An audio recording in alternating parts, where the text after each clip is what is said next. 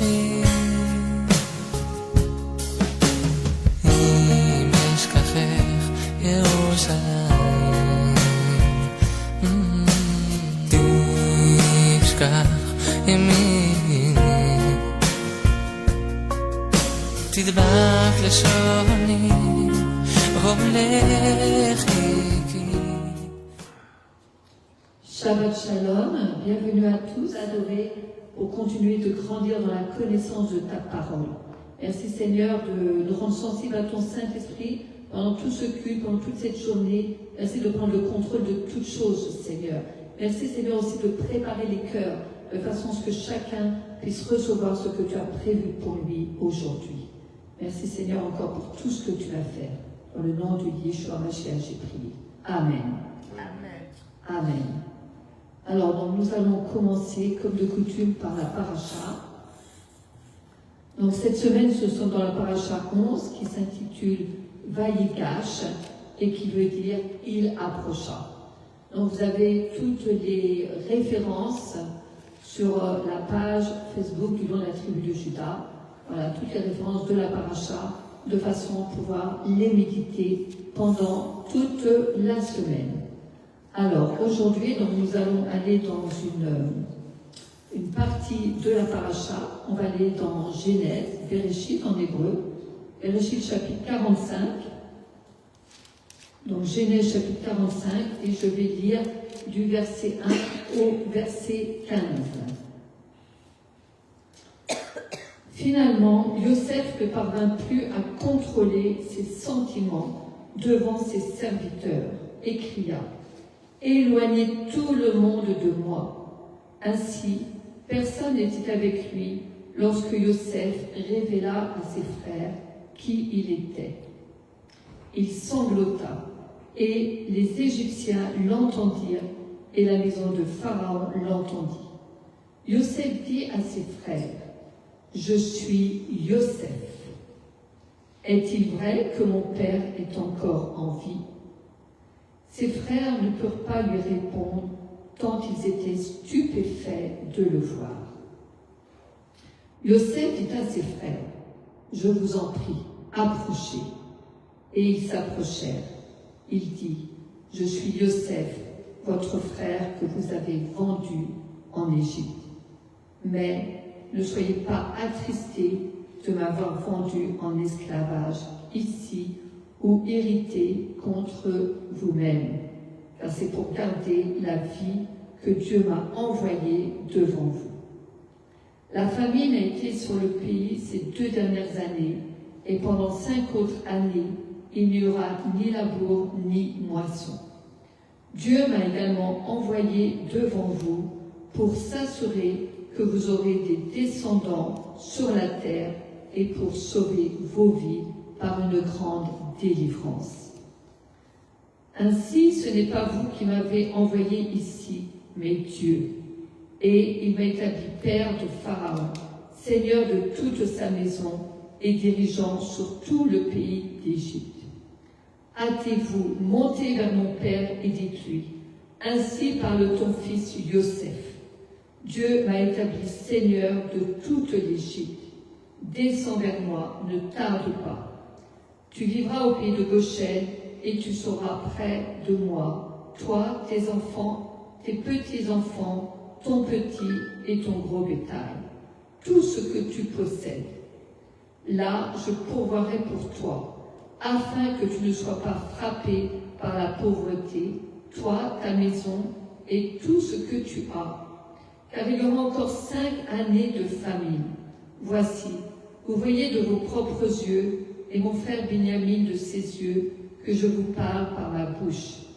Dites à mon père combien je suis honoré en Égypte, et tout ce que vous avez vu, et hâtez-vous de faire descendre mon père ici. Puis il serra son frère Binyamin dans ses bras, pleura, et Binyamin pleura sur son cou. Et il embrassa tous ses frères et pleura sur eux. Après cela, ses frères parlèrent avec lui.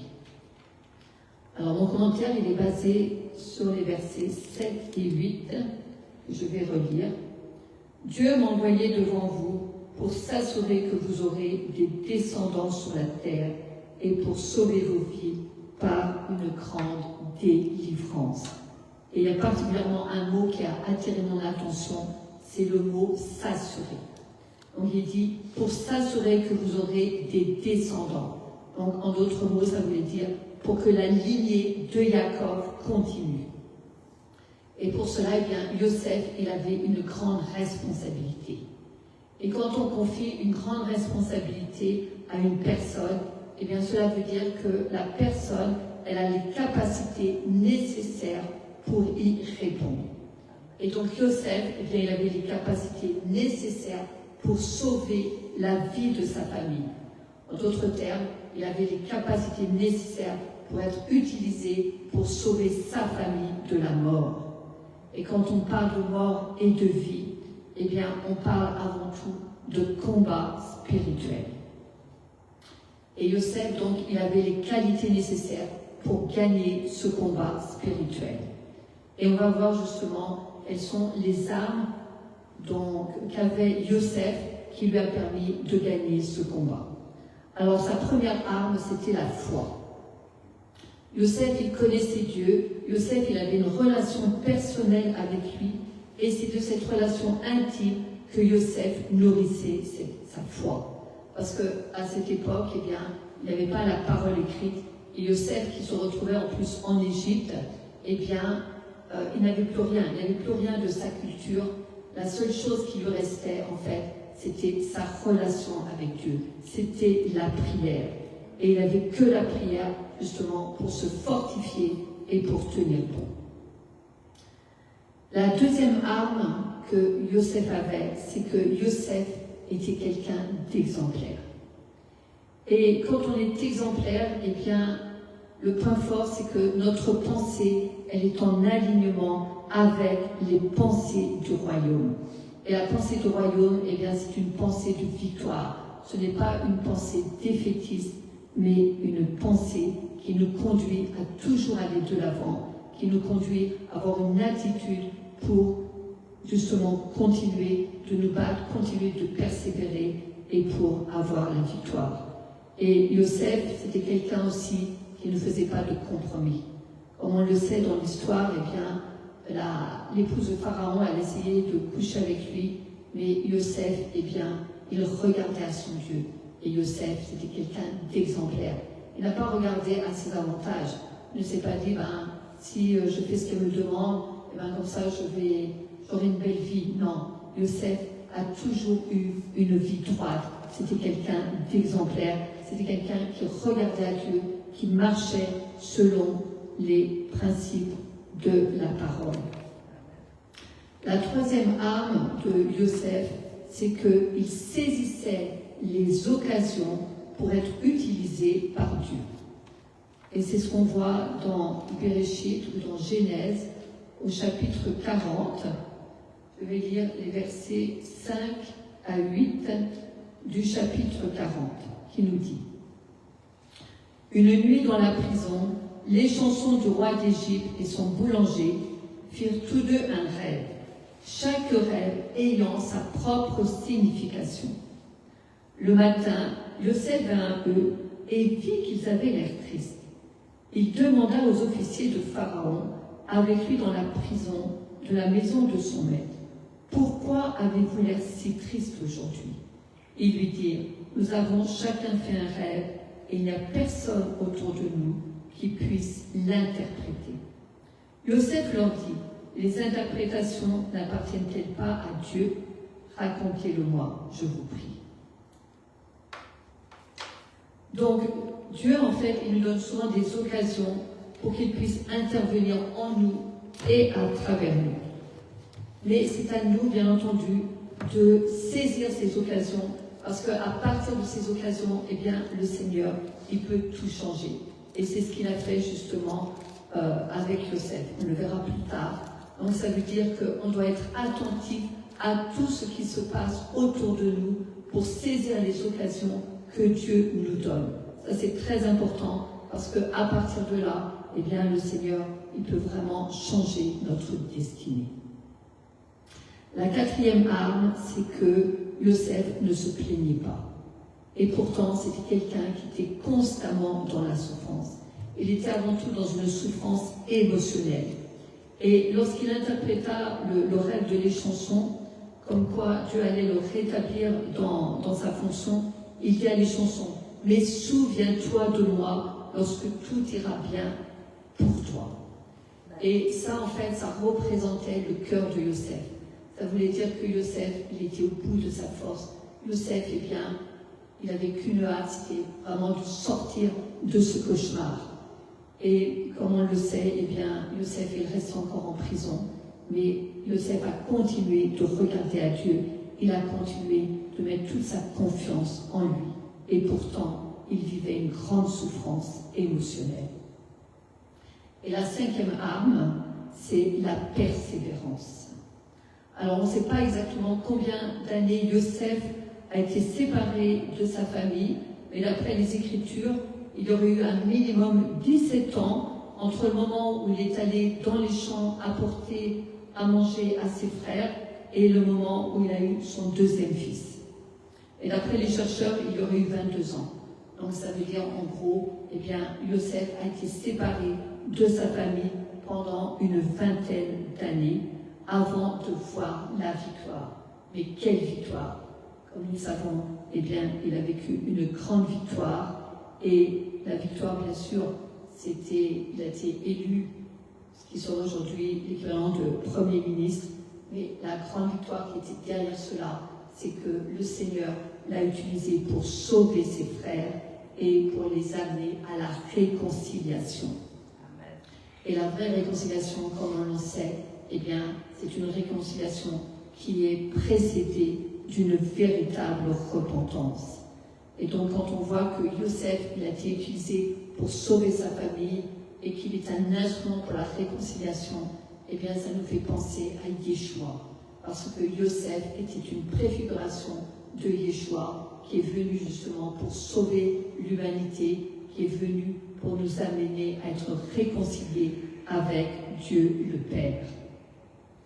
Donc, pour résumer, les 5 armes pour avoir la victoire, la foi et la prière, être exemplaire, saisir les occasions que nous offre Dieu, ne jamais se plaindre et toujours regarder à Dieu, et la persévérance. Parce que ces 5 armes puissantes, en fait, elles contrecarrent les plans de l'ennemi. Et ça, c'est très important de le comprendre. Ce sont des armes qui contrecarrent les plans de l'ennemi.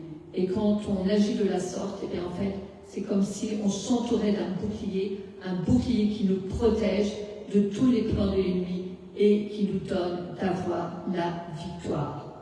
Donc, vraiment que nous soyons encouragés par l'histoire de Yosef, parce que lui qui a été exemplaire, eh bien, il a eu une victoire qui est une victoire vraiment au-delà de ce que l'on peut espérer. Donc, soyons nous aussi des Yosef, des personnes qui persévèrent, des personnes qui regardent à Dieu, des personnes qui soient des exemples en tout temps et en toutes choses, et que nous soyons aussi, bien entendu, des personnes de prière, des personnes de foi. Parce que la prière, eh bien, dans certaines situations, comme dans celle de Yosef, c'est la seule chose qui puisse vraiment nous maintenir et nous permettre d'aller de l'avant et d'avoir la victoire. Amen.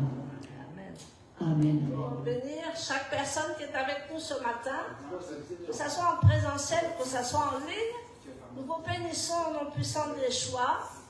Merci pour toutes les personnes qui sont fidèles. Merci à l'intendant de Belgique que je vois toujours. Il est fidèle cet homme. Que Dieu te bénisse, attendant. Alléluia. Amen. Est-ce que vous êtes dans la joie? Amen. Non, c'est des petites joies, c'est des petites joies. Est-ce que vous êtes dans la joie? Amen. Parce que là, ça va vous donner la joie, ce que je vais vous dire. Après bien des pleurs, ça va vous donner la joie. Amen. Amen. Soyez bénis tous ceux qui sont en ligne. Je vois les gens du Congo, je vois les gens du Togo, je vois les gens un peu partout. Que Dieu vous bénisse parce que vous êtes fidèles à chacun de nos passages, de nos émissions, on va dire. Et nous sommes très, très touchés par votre présence parce que nous avons besoin de vous, chers frères et sœurs. Que Dieu vous bénisse. Alléluia. J'aimerais qu'on mette tous les peuples en Shabbat parce que c'est une prophétie. Amen. Alléluia. C'est une prophétie, tous les peuples au Shabbat. Amen. Amen. Amen. J'ai une prophétie pour toi, Florent, tu peux venir? Alléluia.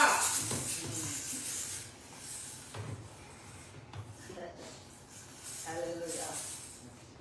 Il faut quelqu'un derrière, je ne veux pas avoir d'histoire. Merci Seigneur.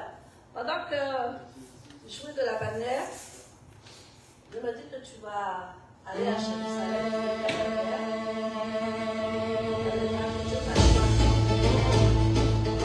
On va l'éteindre, on va le remettre. On va le remettre après. Alléluia. Dieu t'a choisi et que tu vas beaucoup aller à Jérusalem, l'adorer. Pas simplement avec la bannière, hein, mais tu vas faire des retraites spirituelles là-bas. Et le Seigneur va te bénir. Amen. Il y a une autre chose que Dieu me disait quand on était en train de louer, d'adorer au départ. Il me disait que tu vas parler hébreu, tu vas apprendre l'hébreu. Amen. Alléluia. C'est une prophétie. Alléluia. Amen. On te l'a déjà dit, peut-être, je suis sûre. Amen. Non, mais j'écoute beaucoup l'hébreu. C'est ton souhait. Amen. Donc vraiment, Dieu, quand Dieu parle, il le fait. Amen. Et je te voyais en fait parler hébreu. Je te voyais avec le stylo qu'ils prennent là, et tu parlais hébreu. Donc vraiment que Dieu bénisse cette prophétie. Amen. Alléluia. Il y a des bonnes choses qui se préparent, n'est-ce pas? Amen. Des moins bonnes choses aussi, mais des bonnes choses parce que Dieu est toujours vainqueur. Soyez bénis. Donc ce matin, nous allons parler de Joseph le rêveur. Amen. Est-ce que tu es un rêveur? Est-ce que tu es une rêveuse? Amen. Amen. Est-ce qu'on peut remettre le Shabbat là, les deux? Voilà, là, les deux. Amen. Je ne trouve pas le mot. Amen.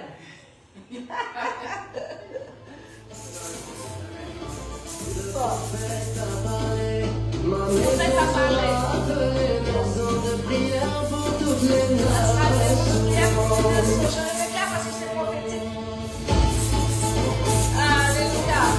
Ma maison sera appelée une maison de prière pour toutes les nations. Amen. Quand le monde entier dira, un seul Dieu règne sur la création.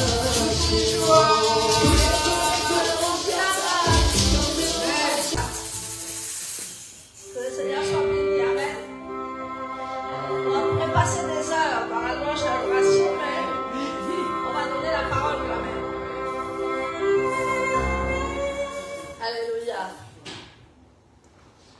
Donc, je vous disais que nous allons voir Joseph le rêveur. Amen. Amen. Parce que Joseph avait eu un rêve, n'est-ce pas? Il avait eu un rêve où il y avait des gerbes qui étaient levées et des gerbes qui étaient penchées. Et en fait, c'était cette prophétie qu'il lui avait donnée, qu'il régnerait sur ses frères. Amen. Donc, il avait déjà eu cette prophétie qui était vraiment écrite, mais qui était déjà donnée par le ciel. Et il avait cette vision dans son cœur. Amen. Donc, j'aimerais vous parler que Joseph était destiné à être grand. Joseph qui est dans la salle est destiné à être grand, n'est-ce pas? Nous bénissons notre frère Joseph parce qu'il est destiné à être grand. Parce que tous ceux qui viennent de la racine de Joseph sont bénis au nom puissant de Yeshua. Donc, Dieu lui donna des rêves précis de son appel afin qu'il puisse rêver, afin qu'il puisse toujours être dans la prophétie, afin qu'il puisse toujours se rappeler de cette prophétie. Est-ce que Dieu t'a donné un rêve? Alléluia. Est-ce que Dieu t'a déjà donné un rêve? Et est-ce que tu poursuis ce rêve? Est-ce que tu penses à ce rêve? Parce que ceux qui ont eu un rêve sont comme imbibés de ce rêve, sont je dirais, ils sont remplis de ce rêve. Et même si le rêve est difficile, même si ce rêve peut être vraiment inimaginable, Dieu nous dit ce matin que les images que tu reçois en vision, les prophéties que tu reçois en vision aussi, les songes que tu reçois, c'est vraiment ta destinée avec le Seigneur. Amen. Donc si tu as eu un rêve, si tu as un appel, si Dieu tu as déjà partagé la vision qu'il veut faire avec toi, c'est qu'il faut t'accrocher à ses rêves. Et nous voyons que l'ennemi va tout faire pour faire descendre ce rêve, pour faire anéantir ce rêve, mais par la grâce de Dieu, cette génération sera une génération de rêveurs. Amen. Et je sais que vous êtes des rêveurs. Et je sais que vous êtes des Joseph. Et que rien ne pourra vous empêcher d'accomplir votre rêve. Ce n'est pas l'enfer, ce n'est pas les choses qui se passent qui vont vous empêcher d'accomplir ce rêve. Amen. Donc, tes rêves, c'est tes plus grands atouts pour ta destinée. Amen. Parce que quand on a une grande destinée, on doit avoir des rêves, on doit avoir des objectifs. Et nous voyons que Joseph, pendant tout ce temps, avait des rêves, il avait des objectifs. Mais l'ennemi est venu l'arrêter dans ses rêves. Mais même encore en prison, même partout, il avait toujours ses rêves. Parce que c'était imprimé dans son esprit. Il était vraiment rempli de ce rêve.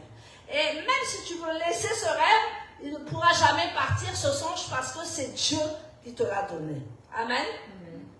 Et ces rêves, c'est puissant dans ta vie. Les grands rêves te feront toujours vaincre les obstacles. Les grands rêves vont te rendre invisible. Les grands rêves vont s'accomplir dans ta vie parce que tu as décidé, et Dieu surtout a décidé, que ces rêves et ce songe vont s'accomplir au nom puissant de Yeshua Mashiach. Alors, aussi longtemps que tu t'accroches à ton rêve, parce que Joseph s'est accroché à son rêve, personne ni l'enfer ne peut faire échouer ton rêve donné par le ciel. Amen. Ça a été donné par le ciel et personne ne peut venir embrouiller ton rêve, personne ne peut mettre par terre ton rêve, personne ne peut anéantir ton rêve. Si le rêve vient du ciel, ça s'accomplira. Amen. Donc cette paracha aujourd'hui, c'est Vaïgash. Il s'est approché. Donc qu'est-ce qu'a fait Joseph pendant tout ce parcours? Il s'est accroché à sa vision, il s'est accroché à son songe et il a marché avec cela autant d'années.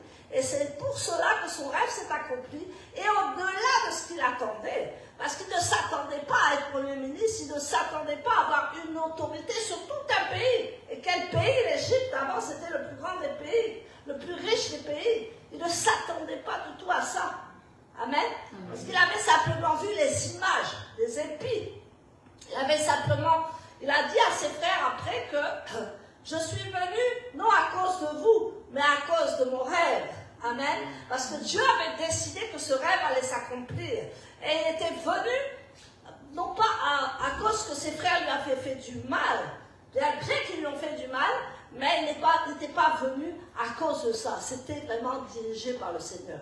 Amen. C'est Dieu qui a amené Joseph en Égypte. C'est Dieu qui a orchestré tout cela. Amen. Donc, nous allons lire Genèse 37, versets 19 à 31. Donc, je dirais que la force de ton rêve est la force de ta destinée. Amen. Plus ton rêve est fort, plus ta destinée est déjà écrite. Alors, Genèse 37.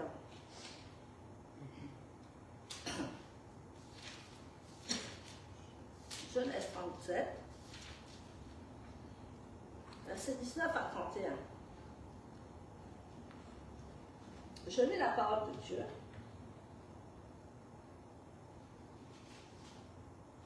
Alors, là, c'est les frères qui parlent. Ils se dirent les uns aux autres. Voici ce rêveur qui arrive. Donc, ils se moquaient de lui. Je sais qu'il y a beaucoup de monde qui se moque de toi. On te prend même pour un orgueilleux, une orgueilleuse, parce qu'on se dit que, mais, quel est ce rêve, quel est ce songe que Dieu lui a donné? Amen. Voici ce rêveur qui arrive. Allons, tuons-le et jetons-le dans une de ces citernes d'eau qui sont ici. Et nous dirons qu'un animal sauvage l'a dévoré. Nous verrons ensuite ce que deviennent ses rêves. Mais lorsque Réhouven entendit cela, il les empêcha de le tuer. Il dit, ne prenons pas sa vie. Réhouven ajouta, ne versez pas le sang. Jetez-le dans cette citerne qui est dans le désert, mais ne mettez pas vous-même la main sur lui. Il voulait le délivrer de leurs mains plus tard et le rendre à son père. Donc Réhouven n'a pas supporté la méchanceté de ses frères. Mais comme il était dans l'eau, il suivait, n'est-ce pas? C'est ça, c'est dangereux d'être mouton. C'est dangereux de suivre les gens. Il faut toujours demander à Dieu si on peut le faire ou pas, n'est-ce pas? Et donc là, Réhouven a suivi ses frères. Ainsi, dès que Youssef eut rejoint ses frères, ils le dépouillèrent de son manteau, le manteau à manchon qu'il portait, et ils le prirent et le jetèrent dans la citerne. La citerne était vide, il n'y avait pas d'eau dedans. Puis ils s'assirent pour prendre leur repas, mais comme ils levaient les yeux, ils virent devant eux une caravane d'Ishmaélim venant de Gilad, leurs chameaux chargés d'aromates, de pommes et d'opium en route pour l'Égypte. Yehuda dit à ses frères, « Quel avantage avons-nous à tuer notre frère et à cacher son sang? Venez, vendons-le aux Ishmaélites au lieu de le mettre à mort de nos mains.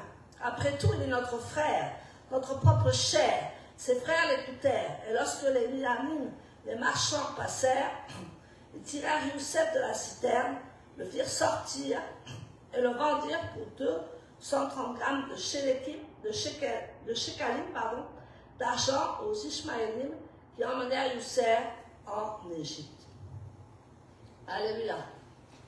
Nous voyons que Yehuda n'était pas la même chose que ses frères. Il avait un cœur d'amour. Il avait le cœur de Jacob, n'est-ce pas? Il avait le cœur de Jacob.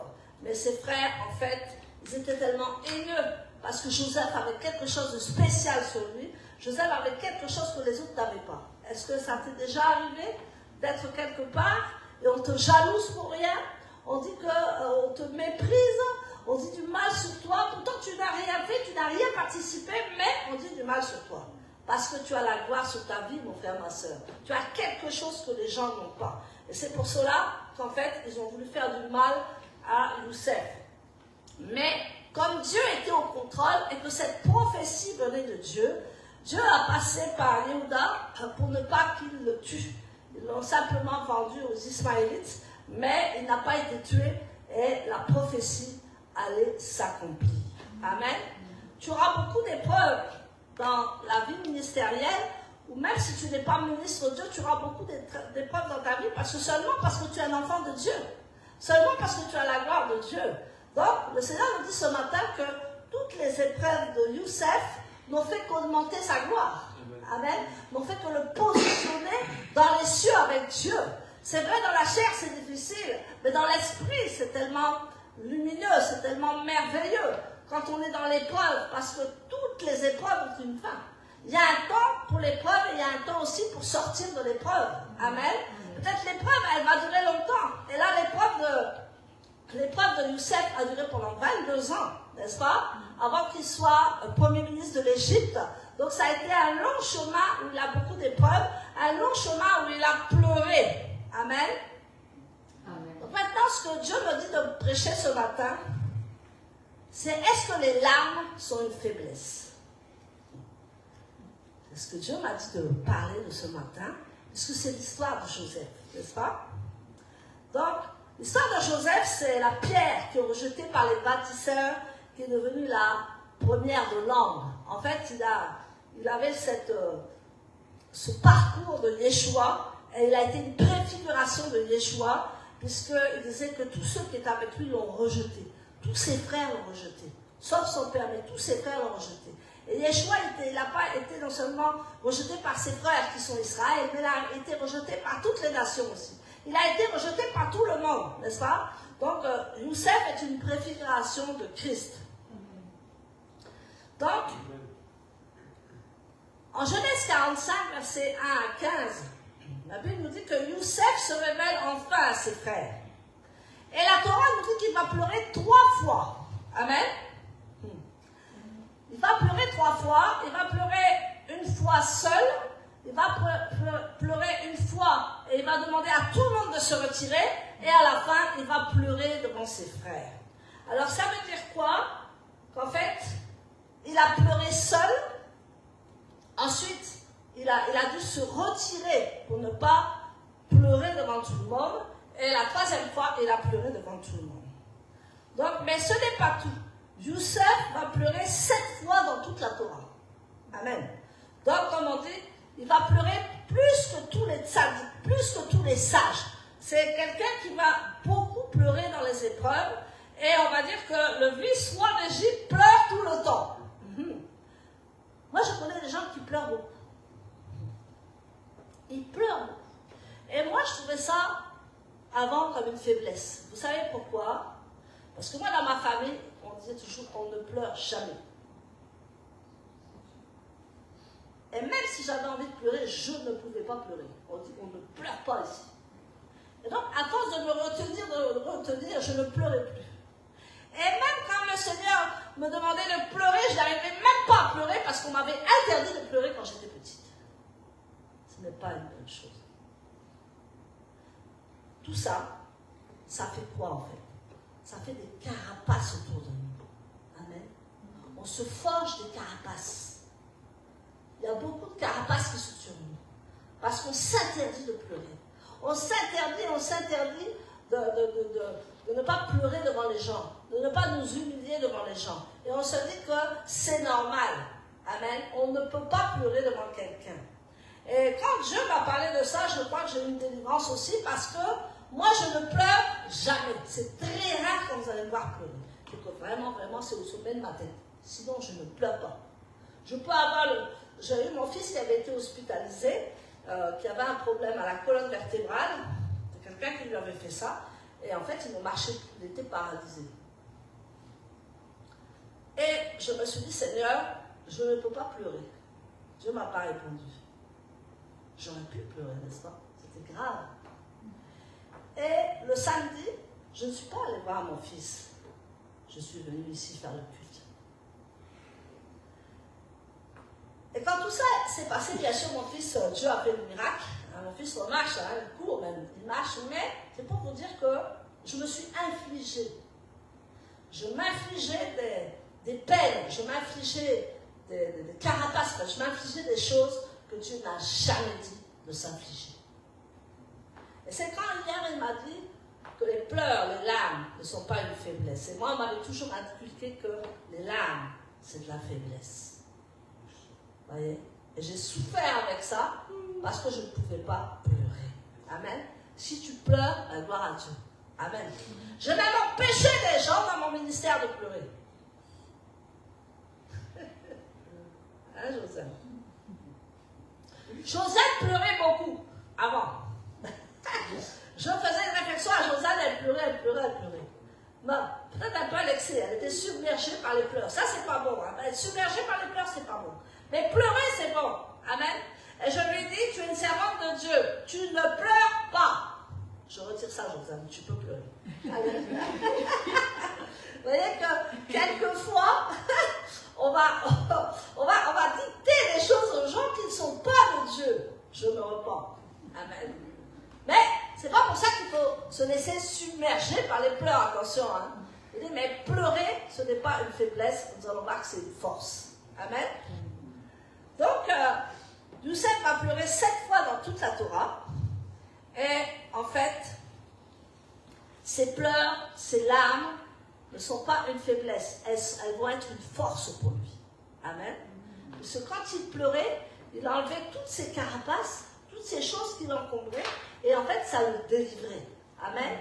Moi, mon frère, parce que nous les femmes, on pleure beaucoup, sauf moi. Mon frère, tu peux pleurer, c'est bon. Amen. Je te dis ce matin, et j'insiste, parce que le Saint-Esprit m'a parlé hier. Je lui ai dit, mais de quoi tu veux parler avec les larmes? Il dit que les anges, ils récupèrent nos larmes dans des vases. Et je me suis toujours demandé pourquoi. Je dis, mais Seigneur, pourquoi tu récupères les larmes, nos larmes dans les vases? J'ai compris maintenant.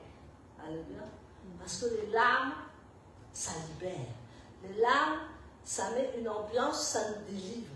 Les larmes, ça enlève tout ce qui est pesant sur nous, tout ce qui nous empêche de respirer, tout ce qui nous empêche d'aller là-bas. On dit toujours qu'il y a beaucoup de femmes qui disent ça m'a fait du bien, j'ai pleuré. Amen. C'est pas vrai?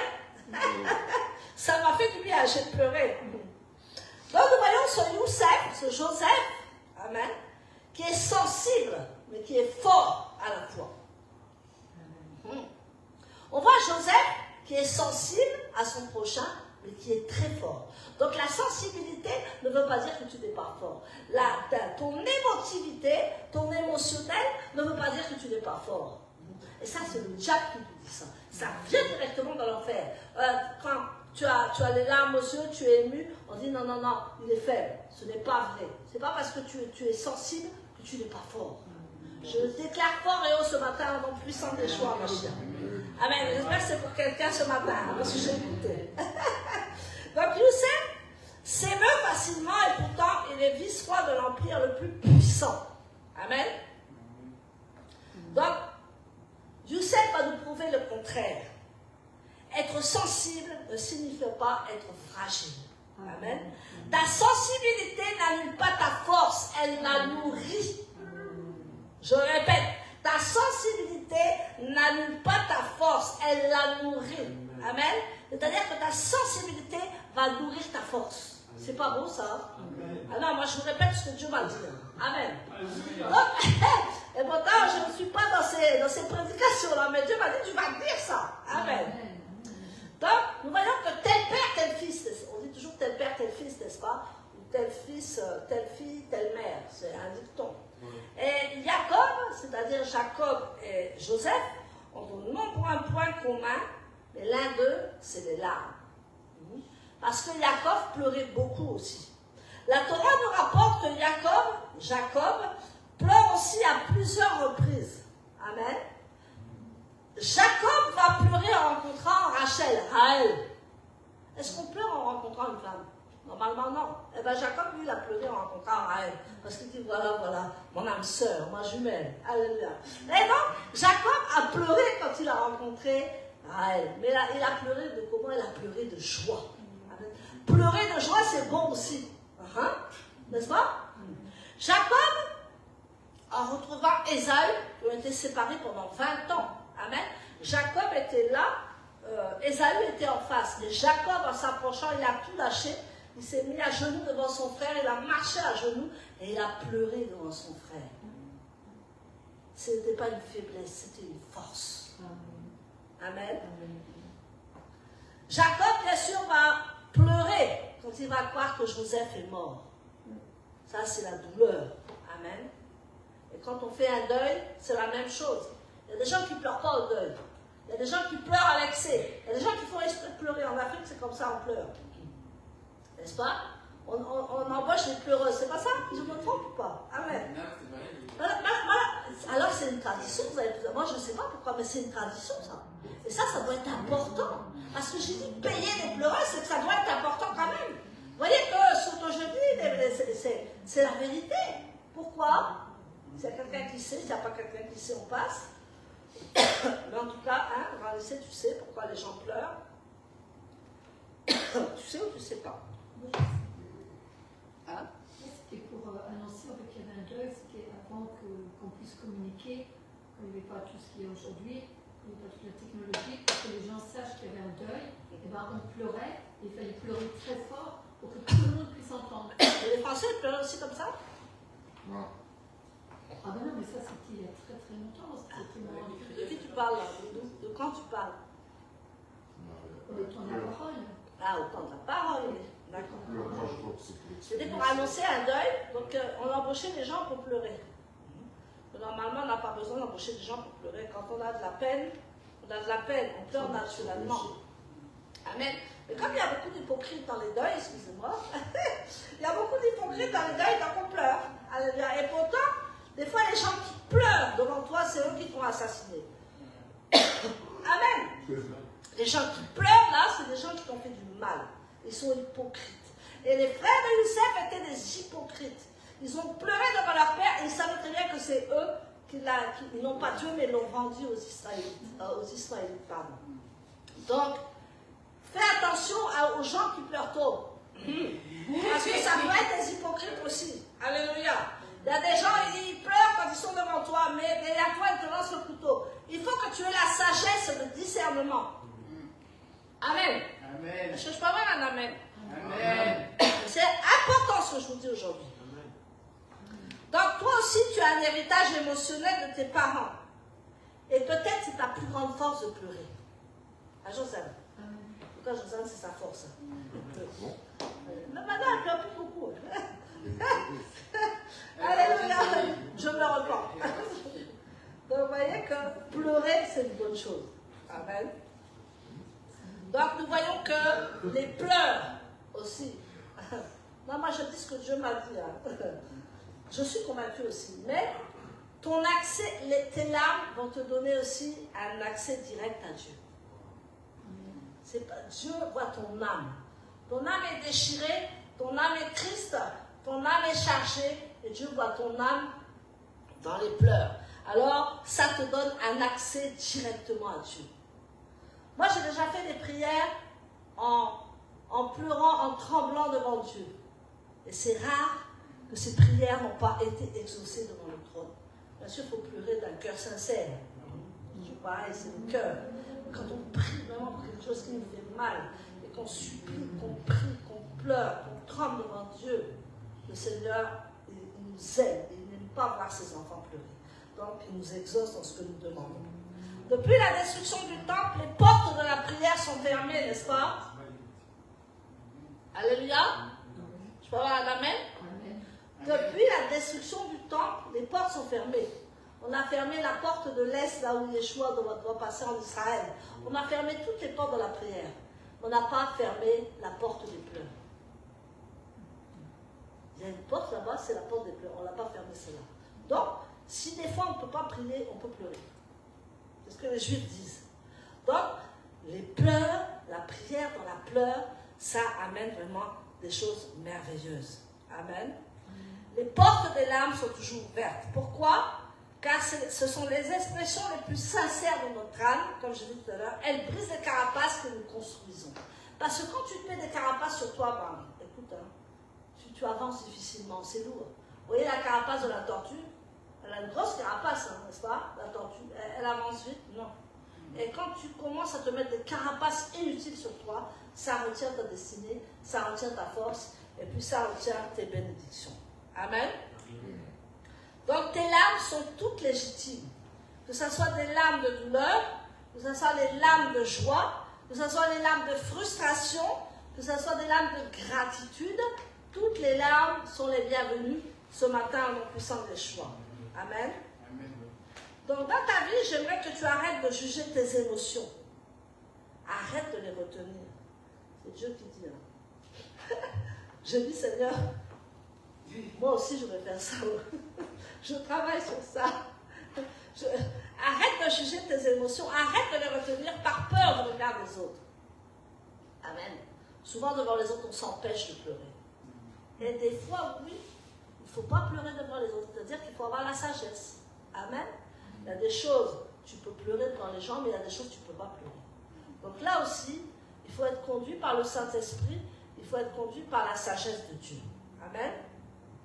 Donc, vous savez pourquoi les Juifs, en fait, ils ont un verre, il y a une houpa, hein, c'est-à-dire que c'est un grand drapeau d'Israël. Nous, on met un grand drapeau d'Israël avec 4 bâtons, et les mariés rentrent sous la houpa, on appelle ça la houpa, et à la fin, on casse un verre. Pourquoi ça? C'est prophétique, n'est-ce pas? Pourquoi on casse un verre?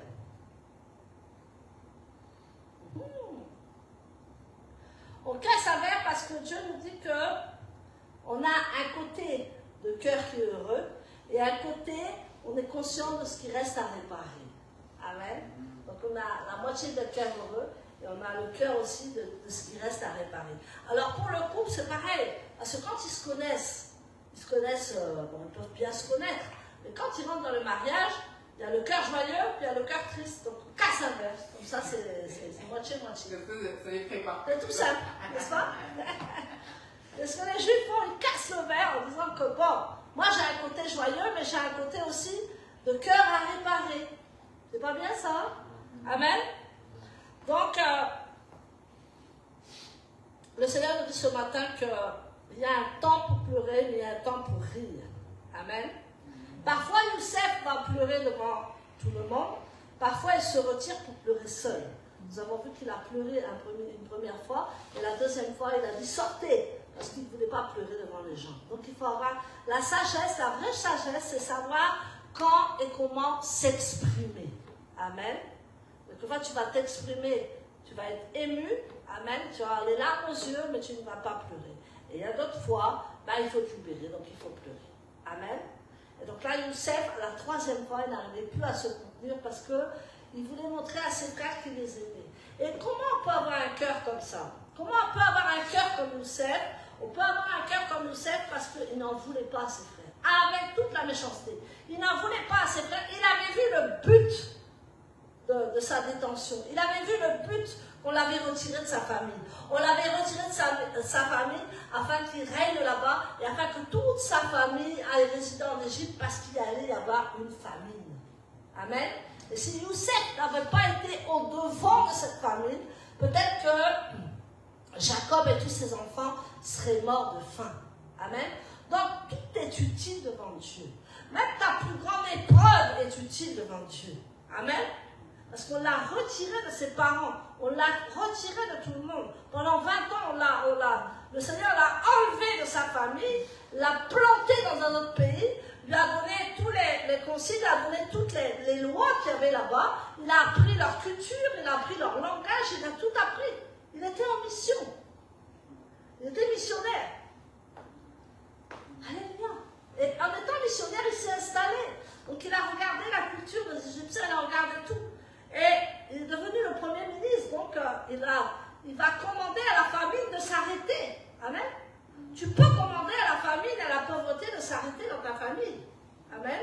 Parce qu'il est allé en premier là-bas. Donc il a fait, le Seigneur l'a conduit afin qu'il soit le premier ministre et qu'il puisse diriger. Et ensuite il a appelé toute sa famille. Et quand il y a eu la famine, en fait ses frères étaient obligés d'aller en Égypte parce qu'ils mouraient de faim. Et c'est là que Youssef est entré en scène, n'est-ce pas? Il a reconnu ses frères au loin, mais il a fait semblant de rien au départ. Il a tenu, il n'a pas pleuré devant eux. Il n'était même peut-être pas en colère parce que Youssef avait un cœur pur, mais il dit attendez vous là, vous m'avez fait du mal, on va jouer un peu. Je suis sûre, il a joué un peu Youssef, mais il n'aura pas fait de mal. Amen. Toi, si on t'avait fait faire tout ça là, on t'avait enlevé, on t'avait jeté dans une citerne, on a voulu te tuer. Est-ce que tu vas encore être aimant? Tu dis quoi, mon lycée? Même pas un peu. Bon, tu seras plus. Alléluia, même pas un peu. Parce que c'est difficile, n'est-ce pas? Youssef avait tellement un cœur, selon le cœur de Dieu, qu'il a dit, il y a un but. Tu sais pourquoi il y a un but? Parce qu'il y a un but à toutes tes épreuves. Dieu va te façonner d'une façon ou d'une autre parce qu'il y a quelque chose qui t'attend de glorieux. Amen. Et il dit, je vais te façonner même dans la douleur, même dans les épreuves, même si tu ne comprends rien. Parce qu'au bout, il y a la bénédiction. Il y a eu la grande bénédiction parce que tous ses parents, après, ses frères l'ont reconnu et son père est venu avec toute sa famille. Donc il a sauvé toute sa famille. C'est pour ça qu'on l'appelle Joseph, le sauveur. Amen. Il a sauvé toute sa famille. Et elle était grande, sa famille. Amen. Donc, toutes ces larmes, toutes ces choses qu'il a ressenties, amen, il a dû avoir la sagesse pour gérer tout ça. Il devait avoir la sagesse pour s'exprimer devant les gens. Il devait se retenir. Il devait bien parler. Il ne devait pas s'énerver. Il ne devait pas être en colère. Vous vous rendez compte d'un homme qui a subi tout ça, mais il doit être aigri, hein? Amen. C'est pour ça que moi, je vois des gens, ils sont aigris. Je dis, arrête d'être aigri comme ça, arrête, change. Amen. Amen. Peace, non, il faut avoir la paix, peace and love, quoi. Il faut avoir la paix. Même si on t'a fait beaucoup de mal. Dieu seul sait comment on a fait. Même si on a fait beaucoup de mal, tu dois toujours avoir un sourire. Amen. Parce que si tu n'as pas le sourire et que tu pleures tout le temps, tu réjouis le diable.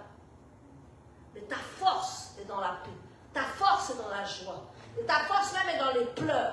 Parce que ces pleurs-là, c'est bénéfique. C'est pour te libérer. Et aller encore plus à l'avant. Et remporter les victoires. Alors les hommes, vous avez l'autorisation de pleurer. Alléluia. Parce que Youssef a pleuré. Amen.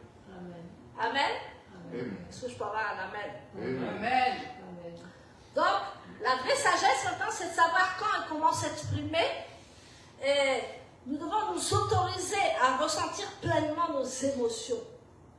Il y a des gens qui n'ont pas fait sortir leurs émotions, ils ont eu des traumatismes à l'intérieur, ils ont eu des maladies à l'intérieur, il y a des choses bizarres qui sont sorties parce qu'ils ont retenu toutes leurs émotions. Ils ont dit non, je dois être forte pour toute la famille. Et tu t'es récolté à la fin, tu t'es récolté des maladies. Je ne veux pas. Pleurons ensemble. Pleurons de joie à la famille. On va pleurer, mais de joie, parce que Yeshua est notre joie, n'est-ce pas? Donc, arrêtons de nous excuser. Si Youssef, le leader le plus puissant, a pleuré 7 fois, qui es-tu toi pour ne pas pleurer? Amen.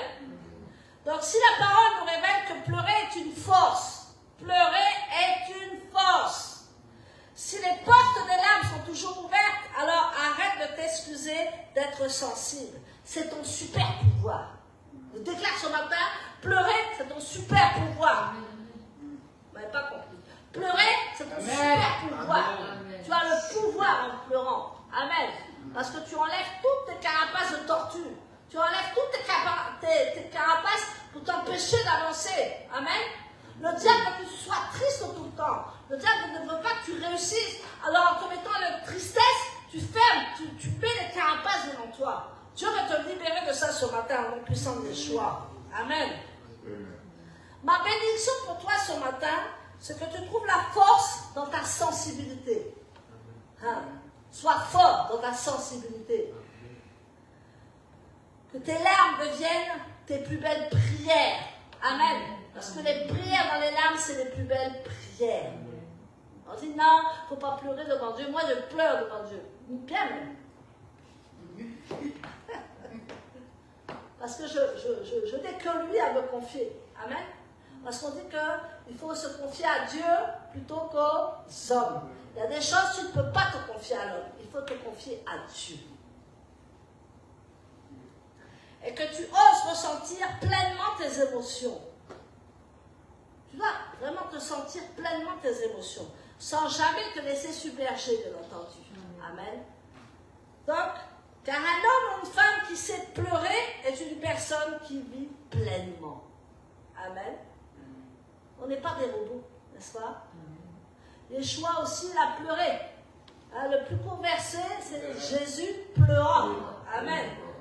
Ah, donc il a pleuré aussi. Il avait des émotions, Yeshua. Il était comme nous. Il était Dieu, mais il était homme à la fois. Donc on ne peut pas briser nos émotions. On ne peut pas mettre de côté nos émotions. On ne peut pas avaler nos émotions. Il faut les faire sortir. Ah, ça c'est une prophétie aujourd'hui. Alléluia. Parce que moi, on m'avait interdit de pleurer. Quand je pleurais, on me tapait. Et bien sûr, quand c'est comme ça, après tu réagis autrement. Amen. Il a fallu 20 ans de ministère pour que hier soir, il me parle de l'âme. Vous voyez que jamais trop tard, non? Alléluia. Moi, je me dis que si je ne pleure pas, je suis forte. Ben, c'est faux. Parce que je me mets des carapaces autour de moi. Je me mets des choses qui m'empêchent d'évoluer. Je me retiens de tout ça. Mais quand je pleure à mon coup, ça fait du bien et tu repars. Amen. Donc, simplement être sage devant qui tu peux t'exprimer. Amen. Il ne faut pas pleurer devant tout le monde. Là, il a pleuré devant ses frères parce qu'il savait que c'était la prophétie qui était en train de s'accomplir. Amen. Mais au départ, il s'est retenu. Il n'a pas pleuré devant eux. Il les a rejetés. Il a dit sortez et il a pleuré. N'est-ce pas? Mais à la fin, il a dit, en fait, c'était quelque chose qu'il avait reçu, Youssef. S'il pleure devant eux, c'est que la prophétie est en train de s'accomplir. Amen. Quand tu me verras pleurer, c'est que la prophétie est en train de s'accomplir. Ah, Joseph. Elle m'a dit un jour, mais pourquoi tu pleures jamais, toi? T'es forte. Ouais, je déclare aujourd'hui que c'est pas vrai. Amen. Que le Seigneur, il aime les pleurs, il aime les larmes de contentement, surtout de joie. Quand on a eu beaucoup d'épreuves, mais qu'il y a un moment, en fait, il y a la joie, parce que les épreuves, ça ne dure pas toujours. Il y a un temps pour l'épreuve et il y a un temps aussi. Il y a un temps pour pleurer, mais il y a un temps pour rire. Amen. Et en fait, ça a été la plus grande force de Joseph. Et c'est pour ça qu'il est devenu Premier ministre. Amen. Il a su se ménager, il a su tenir son rêve dans son cœur. Rien ne pouvait mettre par terre son rêve. Même s'il avait envie de dire, ah non, Dieu n'existe pas, ce rêve n'existe pas, mais ça revenait toujours en lui. Et en force et en force. Amen.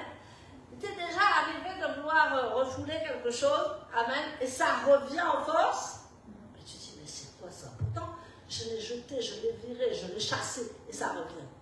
Pose-toi des questions. Quand tu chasses une chose et que ça revient tout le temps, c'est qu'il y a quelque chose. Amen. C'est que cette prophétie doit s'accomplir. Attention, il y en a qui reconnaissent.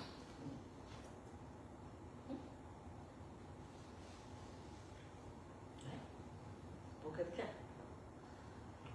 Tu as quelque chose dans l'esprit. Amen. Que ce soit pour une personne, que ce soit pour autre chose, hein, c'est pas simplement une personne. Mais tu as dit non, ça c'est pas pour moi, donc je le chasse. Je le chasse. Et quand tu le chasses, au bout d'un moment, ça part, non? Hein? Mais pourquoi ça revient en force? Et ça revient en force pendant 1 an, pendant 2 ans, pendant 3 ans. Tu dis, mais c'est pas possible, je n'en veux pas, je l'ai chassé. Eh bien, ça revient, mais c'est pour toi. Il y a quelque chose dans cette prophétie qui revient. Même si tu ne l'acceptes pas, même si tu n'en veux pas, mais cette prophétie va revenir dans ton esprit tout le temps. Parce que le Seigneur veut que cette prophétie s'accomplisse. Et ce n'est pas toujours ce que tu veux. Ce n'est pas la réalité que tu veux. Moi, j'ai chassé des choses, ça venait de Dieu. Je vous dis, hein. Alléluia.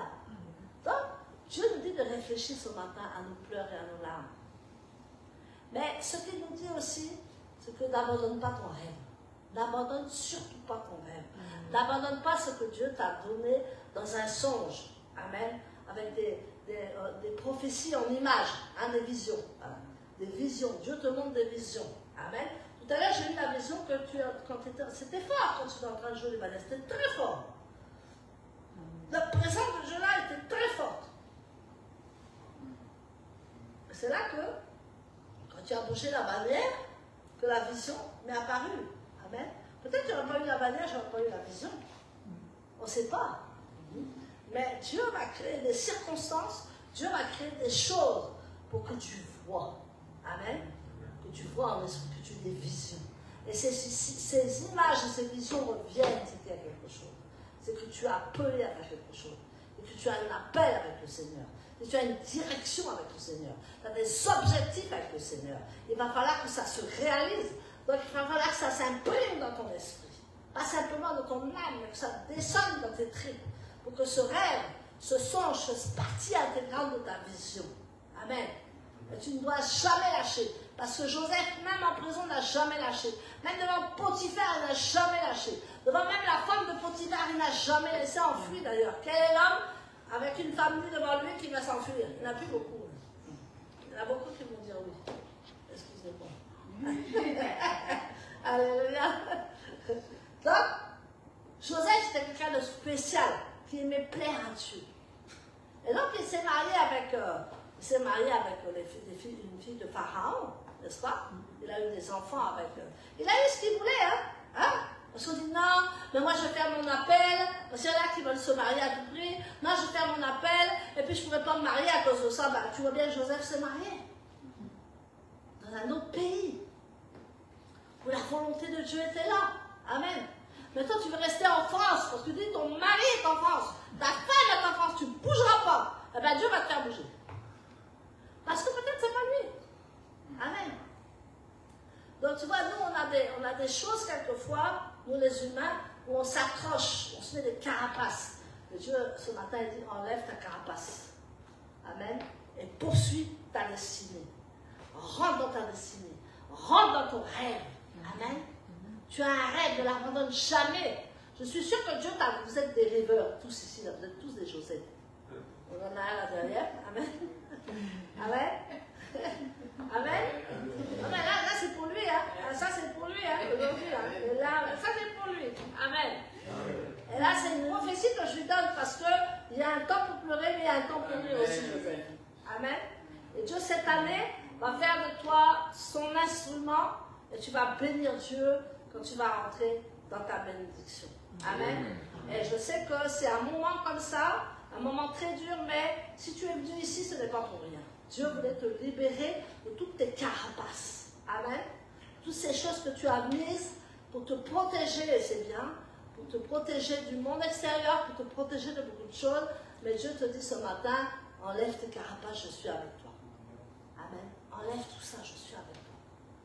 Et je vais te guider dans la bonne direction. Amen.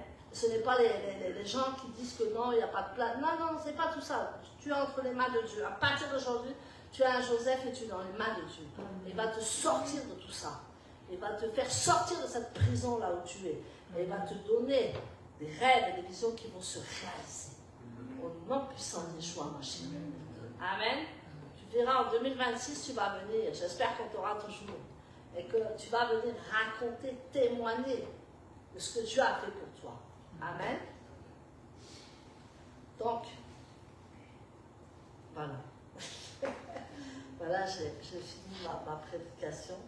En fait, tout ce qu'on ressort, c'est que de ne pas abandonner nos rêves, nos visions, de ne pas abandonner notre destinée, même si rien ne bouge, même si tu ne vois absolument rien, et même tu vois même à l'envers. On t'a fait la prédication, on t'a même prophétisé que tu serais un homme riche, que tu serais une femme riche, que tu es de plus en plus pauvre. Amen. Dieu te montre le contraire, mais ça va arriver. Si Dieu t'a dit ça, c'est que tu vas le devenir. Amen. Et le diable s'acharne sur toi avec la pauvreté. Il dit, tu vois, la femme la plus riche. On croit une série. Il dit, regarde là, regarde là, regarde là. Elle n'a rien, puis elle dit qu'elle est la femme la plus riche. Mais moi je crois. Amen. Parce que Dieu m'a dit. Amen. Donc il y a des gens comme ça que Dieu a fait de grandes promesses. Mais que, en fait, dans le naturel, tu ne vois rien, même c'est pire. Et quand Dieu se lève, n'oubliez pas que la semaine dernière, j'ai dit que les 2 ans que Joseph a fait en supplément, Dieu a mis fin à l'obscurité de Joseph. Vous rappelez la lumière. Il a mis fin à cette obscurité. Et quand Dieu met fin à tes obscurités, c'est terminé. Les gens peuvent se lever, peuvent faire ce qu'ils veulent. Tu vas rentrer dans ta lumière, dans ta destinée. Amen. Rien ne pourra arrêter ce que le ciel a dit sur ta vie. Rien. Alors prends courage, sois fort, prends courage. Alléluia. Serre tes coudes, pleure à beaucoup et tu repars. Amen. Que Dieu te bénisse et qu'il t'accorde sa grâce. Alléluia. Nous allons prier maintenant. Qu'est-ce qu'on met comme chant? C'est à vous, hein? Alléluia. Oh Seigneur, merci pour ton message. Il était très bon. Amen.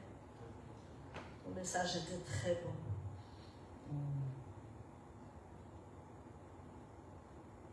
Que la délivrance s'opère aujourd'hui.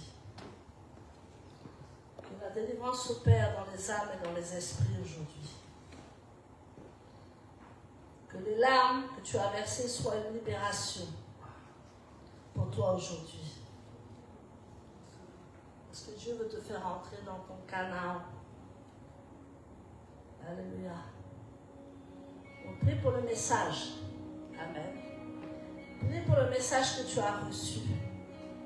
Lève-toi dans la prière et mentionne ton nom. Parce que ton nom est signe de délivrance. Ton nom est signe que Dieu va agir dans ta vie. Prions. Père éternel, nous sommes devant ta face et nous sommes devant toi. Nous devons prier pour tout ce que nous avons entendu. Seigneur, merci, parce que tu as dit que les larmes étaient une libération. Seigneur, nous avons beaucoup vécu de traumatismes, de choses, Père, qui nous ont empêchés d'avancer. Mais aujourd'hui, nous avons vu que les larmes, c'est une libération. Alors, Seigneur, je libère, Seigneur, cette puissance sur mes frères et sœurs. Et je me lève contre toute opposition dans leur vie. Et j'écrase toutes les oppositions à leurs rêves au nom puissant de Yeshua. Que toute mention de leur nom devienne le poison dans la bouche de leur ennemi au nom puissant de Yeshua. Parce que ce que tu as décrété, Seigneur, tu vas l'accomplir. Seigneur, merci. Je me lève dans la prière, dans le combat spirituel. Et j'écrase toute opposition maintenant pour ton rêve que Dieu t'a donné. Parce que ton rêve va s'accomplir au nom puissant de Yeshua.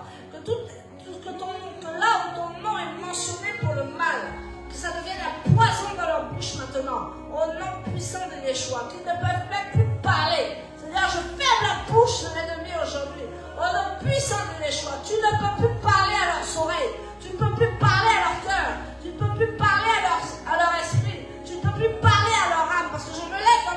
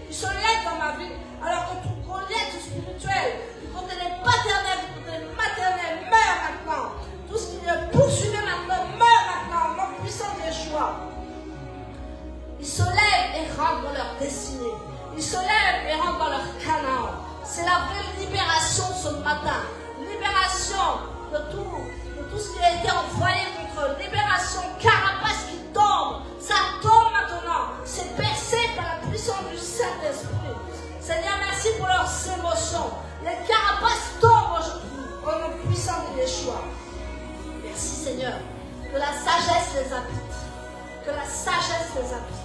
Que Seigneur, tu puisses faire d'eux des hommes et des femmes qui savent pleurer, qui vivent pleinement leur vie, pleinement leur destinée au nom puissant des choix. Seigneur, qui choisissent leurs amis, qui choisissent leurs conjoints, qui choisissent les personnes avec qui ils peuvent pleurer et les personnes avec qui ils doivent se retenir, parce que l'ennemi est toujours à côté de nous. Alors des fois, l'ennemi aime nous voir pleurer. Alors Seigneur, éloigne, Seigneur, en 2026, éloigne les personnes qui pleurent à côté de nous, mais qui ne sont pas avec nous avec un cœur sincère. Éloignez de nous, Papa, au nom puissant de Yeshua. Tous les hypocrites, tous les égoïstes disparaissent de notre vie. Au nom puissant de Yeshua, Mashiach. Je me lève, Seigneur, nous nous levons et nous rentrons dans notre destinée. Nous rentrons dans notre Canaan. Nous rentrons dans notre libération. Nous rentrons dans notre bénédiction. Merci, Seigneur. Nous sommes bénis de toute bénédiction maritale, sociale, spirituelle, sentimentale, santé. Tout est béni par la puissance du Saint-Esprit. Merci parce que mon nom est béni. Merci Seigneur parce que tout ce que tu m'as dit ce matin, tout ce qui est anti-mariage, tout ce qui est anti-réception, tout ce qui est anti-bénédiction, soit brisé par le feu du Saint-Esprit maintenant. Merci Seigneur pour nos émotions, parce qu'elles ne sont pas charnelles, mais elles sont spirituelles. Et je te remercie Seigneur pour tous ceux qui m'écoutent, que la puissance de Dieu les touche là où ils sont, afin d'être libérés dans cette carapace, dans cette défi, dans cette épreuve, dans cette prison. Seigneur, libère-les maintenant au nom puissant de Yeshua. Libère tous ceux qui sont en ligne. Libère-les de leur cage spirituelle. Libère-les de leurs pensées défaitistes. Libère-les de toute parole qui a été dite contre eux et qui n'est pas pour eux. Libère-les ce matin au nom puissant de Yeshua. Seigneur, merci. Tu nous autorises à ressentir des émotions ce matin et d'être brillants avec toi. Fais-nous briller comme des flambeaux. Fais-nous briller dans ce monde d'obscurité et que tous nos collègues, toute notre famille, tous nos enfants, toute l'Église soient délivrés par la puissance du Saint-Esprit. Je libère tous les fardeaux, je libère toutes les chaînes, je brise toutes les chaînes, que ce soit des chaînes au cou, que ce soit des chaînes aux pieds, que ce soit des chaînes aux mains. Je brise tout cela par la puissance du Saint-Esprit, afin qu'ils soient libérés dans tout ce qu'ils entreprennent, libérés dans leurs finances, libérés dans leur entreprise, libérés dans leur famille, libérés avec leur mari, leur femme, libérés parce qu'ils vont se marier, Seigneur, libérés dans leur mariage. Au nom puissant de Yeshua Mashiach, je te bénis. Parce que nous brisons le verre sous la houpa. Parce que nous avons un cœur joyeux et un cœur triste en même temps. Un cœur qui doit être arrangé. Seigneur, ce matin, réarrange notre cœur. Nous voulons que notre cœur soit réarrangé. Nous voulons que notre cœur soit pur. Nous voulons que notre cœur soit réparé. Nous voulons que notre cœur soit optimal. Et que, Seigneur, nous puissions raconter tes merveilles. Merci. Parce que Youssef a beaucoup pleuré, mais il a beaucoup réussi. Et Seigneur, je prophétise dans la vie de chacun ici que beaucoup ont pleuré, mais que beaucoup vont rire de joie, au nom puissant des choix. Que là, les épreuves sont terminées, les épreuves sont passées, les Joseph vont se lever, les épreuves sont passées maintenant. À partir d'aujourd'hui, les épreuves vont disparaître, les épreuves sont finies, parce que Dieu en a décidé ainsi. Le Seigneur libère de tout flou artistique devant eux, de tout... Il y a même des yeux en fait qui ne voient pas clair. Mais je décrète une vue vraiment merveilleuse. Une vue où tu vois au-delà de tes yeux physiques, mais que tu vois le spirituel maintenant, que tu vois les visions maintenant. Je décrète que tu vois les visions maintenant, que les visions vont apparaître, que les images célestes vont apparaître, que les anges vont apparaître. Au nom puissant de Yeshua Mashiach, je vous bénis par la puissance du Saint-Esprit. Que tout ce que vos mains touchent à partir d'aujourd'hui sera béni.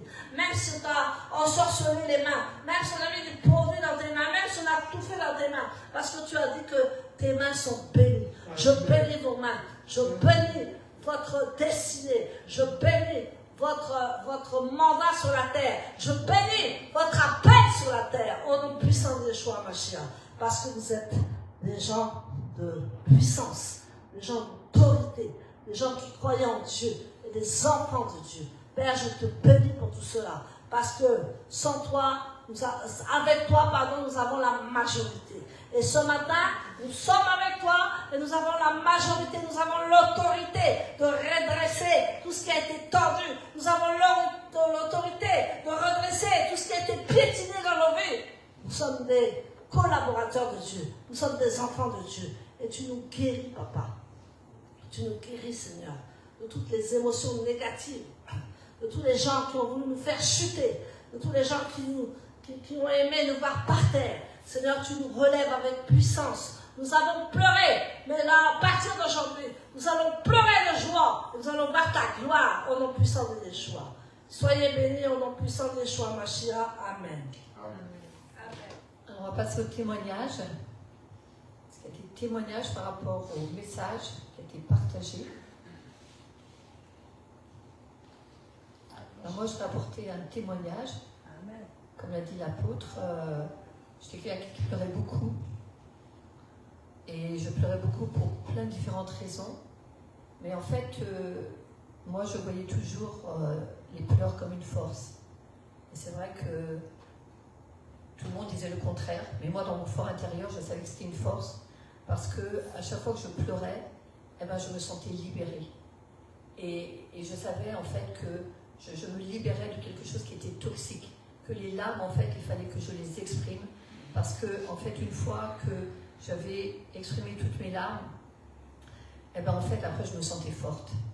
Je me sentais forte parce qu'en fait, je m'étais libérée de quelque chose de toxique. Et après, je pouvais justement voir l'avenir avec un autre regard. Parce que ce qui, justement, me faisait du mal, et ben, je m'en étais libérée en exprimant ma souffrance à travers les larmes. Et après, je me sentais plus forte. Et ça me permettait justement d'aller de l'avant. Donc ce message m'a vraiment bénie parce que je me suis vraiment reconnue. Et ça m'a vraiment encouragée parce que, comme le dit l'apôtre, les pleurs c'est une force. La seule fois où ce n'est pas une force, c'est quand il y a des personnes qui, fois, elles pleurent pour manipuler les gens. Il y a des personnes qui font ça, et là, forcément, ça c'est pas bon. Parce qu'on ne doit jamais utiliser les pleurs pour manipuler, mais à partir du moment où les pleurs, c'est une manière d'exprimer ses émotions, d'exprimer sa souffrance, eh bien c'est une bonne chose. Et après, comme l'a dit l'apôtre, eh bien, il faut aussi savoir devant qui on peut pleurer. Il y a des gens devant qui on ne peut pas pleurer, pour plein de différentes raisons. Donc, il faut aussi apprendre à gérer ses émotions pour pleurer au bon moment devant les bonnes personnes. Mais en tous les cas, les pleurs, ça permet de libérer quelque chose qui a besoin de sortir, d'être extériorisé. Et c'est en ça que c'est bon. Et après, en tous les cas, c'est mon expérience. Moi, je me sentais fortifiée et ça me permettait d'aller de l'avant. Amen. Amen. Alors, est-ce qu'il y a d'autres témoignages par rapport au message? On va accueillir Pascal. Pascal. Il va nous apporter son témoignage. Témoigner, c'est une force. Bonjour à tous. Déjà, pendant le prêche de l'apôtre Brigitte, pendant qu'elle parlait, j'ai ressenti une forte chaleur. C'est sûr que le Seigneur est avec nous. Et surtout, c'est vrai qu'il m'est déjà arrivé de pleurer. Mais c'est vrai que en fait, tu es renouvelé de tes forces. En fait. Le Seigneur, il te renouvelle en fait. Oui, sur le coup, tu es triste, mais il te renouvelle vraiment. Et franchement, c'est ce prêche-là que nous a fait l'apôtre Brigitte. C'est vraiment en fait, voilà, avec beaucoup d'amour et surtout pour nous fortifier en fait, pour nous dire que vraiment Dieu est avec nous. Et si nous sommes là ce matin, c'est qu'il est avec nous. Amen. Merci Pascal. On va faire Florent qui va nous aussi témoigner. Oh, lui, la bannière, là, c'était puissant. Mais simplement témoigner parce que je suis très émotionnel en fait. Je suis très sensible. Et je pleure facilement. C'est à Joseph. Ouais. Et je suis déjà là pour aussi Joseph. Il y a un frère qui m'a donné. Je suis dans le pas de Joseph. Donc ça c'est pas d'hier. C'est vraiment une confirmation aujourd'hui. Alléluia, gloire à Dieu. Et pour moi, le Seigneur, ça m'a beaucoup parlé aujourd'hui parce qu'il a vraiment agi de manière extraordinaire avec moi. Et j'ai beaucoup pleuré à un moment et il a vraiment montré sa présence dans le ciel pour moi. Et donc, ouais, c'était juste pour encourager que maintenant, moi, j'ai pas honte de pleurer. Dans quelques circonstances, avec qui que ce soit d'ailleurs. Parce que il n'y a personne qui peut être, qui m'a enlevé d'être moi-même. Et j'ai pas honte de moi. Dans le sens où, si quelqu'un, ils ne peuvent pas m'accepter, ben c'est pas grave. Et ben, ils ne m'acceptent pas. Mais ça va pas me changer. Et c'est Jésus qui est mon rocher. Et c'est lui ma joie. Amen. Amen. Merci beaucoup. Merci Florent pour ce témoignage. Ok, donc on va lire l'apôtre qui va aussi témoigner.